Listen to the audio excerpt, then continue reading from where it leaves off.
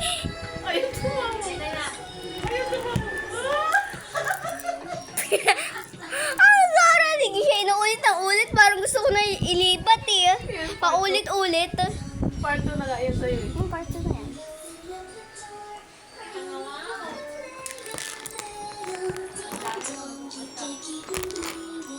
Ibang-iba naman yung position niya. Oh. Nakayuko na talaga.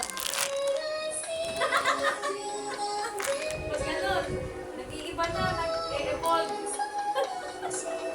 Wala na yung mukha. Bye-bye guys! See you part